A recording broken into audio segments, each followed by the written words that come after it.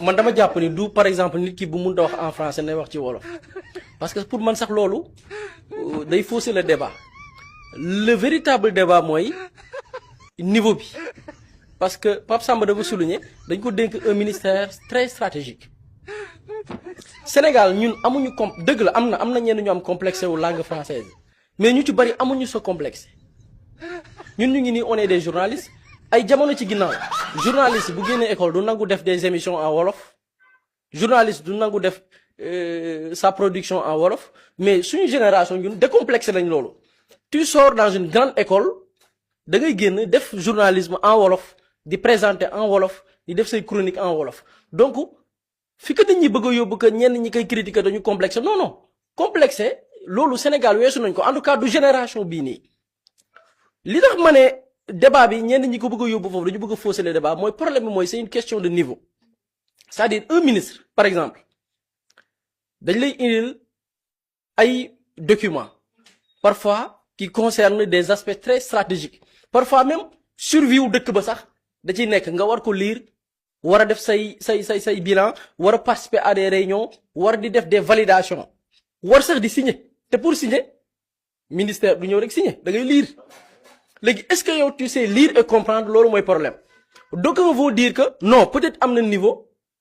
mais problème mu wax la am loolu aussi dafay am man damay gis ñoo xamante ni nii am nañ vraiment un niveau excellent mais bu ñu defee prise de parole da nga naan kii xanaa te pourtant il a un excellent niveau bu bindee da ngay xam ni kii dafa am niveau mais problème avec Ami Mara mooy wax ji ça pose problème mais bind bi aussi parce que niveau nit xam nga fan nga koy xamee bind. par exemple nit man personnellement nit bu defee par exemple benn sortie def ay faute du ma ko ci juger parce que mën na am trac communication yombul caméra am na ñoom bu la caméra yi tàkkee nii dañuy lox wax mënuñu ko du ma la juger parce que dama ne peut-être il n'est pas bon en prise de parole mais boo ko joxee big stylo ak feuille mu bindal la wala un ordinateur day bind sans faute mais problème avec Ami Mara ce n'est pas question de prise de parole en public hein. Ce n'est pas une question de wolof français mais c'est une question de niveau xalo am na ci beneen poste keroog dama ne jarul ñu koy diffuser mais il faut que ñu jox des exemples par rapport ak sénégalais yi ñu xam l'enjeu c'est quoi parce qu'au Sénégal du question de français de français bi mooy c'est une langue de travail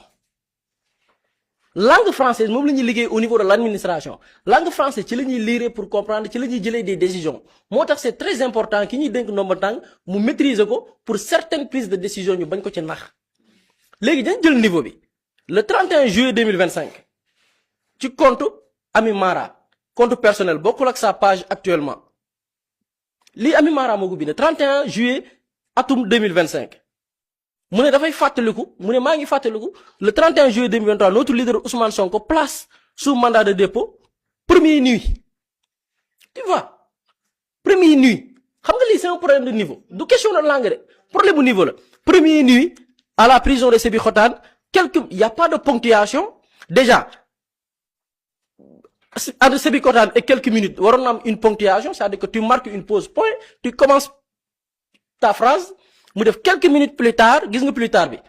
mu boole PLUTARD alors que c'est PLUS espace TARD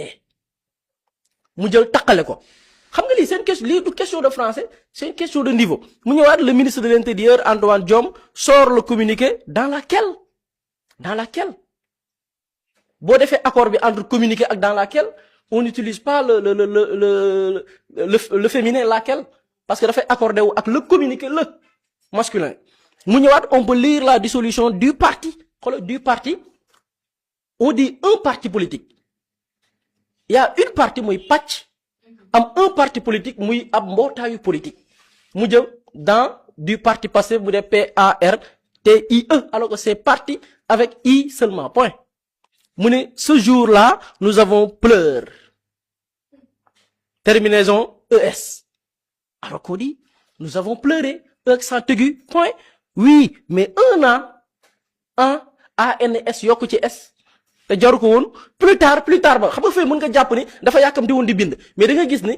noonu la jàpp ni dañuy bindee plus tard mu defaat plus tard après PLUTARD nous sommes au sommet de l'État Dieu est le seul juge suñu borom rek ay àtte gis nga lii boo ko xot lii la sénégalais yi di wax léegi imaginer léegi ministre bi ne dafay bind une lettre confidentielle à un partenaire étranger xam nga un directeur général un ministre ci say tâche quotidienne te appelé di bind ay bataaxal di def des rapports di def des comptes rendus là je te parle pas d'un compte rendu d'un communiqué ou bien d'une lettre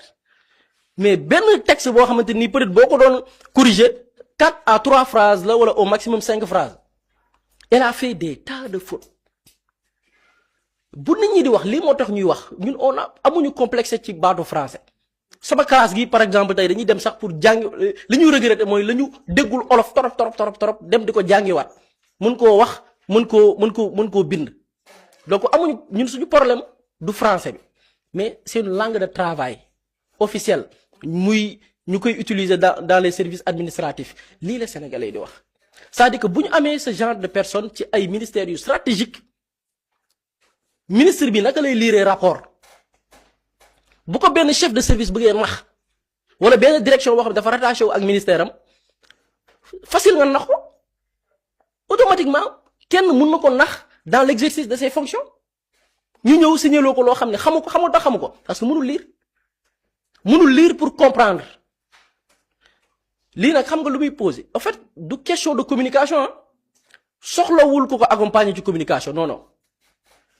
parce que loolu xam nga lu muy nduru c'est pour masquer li nga xam ne mooy ses limites soxlawul aussi di muy wax ci wolof déedéet li mu soxla mooy ñu remercier ko comme li Pape Samba wax Diomaye président Diomaye bëgg na tas assemblée bis bu ko tasee peut-être mën nañu ko investir mu dem nekk député dina am un assistant parlementaire mu koy gunge bu comprendre am na ñoo xamante ne ay député lañ dégguñ français mënuñu ko bind mais dañu am ñu leen di assister tous les rapports dafay am ñu leen koy liiral lépp lu ñu soxla dañu soxla ku leen ko liiral mu wut ñu assistant bu koy liiral di ko bindal parce que ministère bi ñu ko dénk du caaxaan ay doxandeem dañoo soxla suñu géej gi bëgg a jaar ci ay deal bëgg a jaar ci ay pexe te bokk na ci ministère bi ëpp deal muy ministère de la pêche y a des lobbies y a des deals lépp am na fa loolu boo fa tegee koo xamante ni amul assise bi amul niveau bi suñu nappkat yi ñoo ciy loru parce que dina signé ba signé lu mu xamul parce que mënul lire pour comprendre mënul bind xam nga lan mooy solution bi remercier ko ne ko naam dénkoon nañ la am na fi nommé nañ fi ay nit en l'espace de quelques mois ñu remercier leen en fait loolu mooy problème et dafay poser aussi par rapport au sérieux man avec ce cas là tu te rends compte que enquête de moralité bi ñuy wax amul man dëgg bu dee parce que ne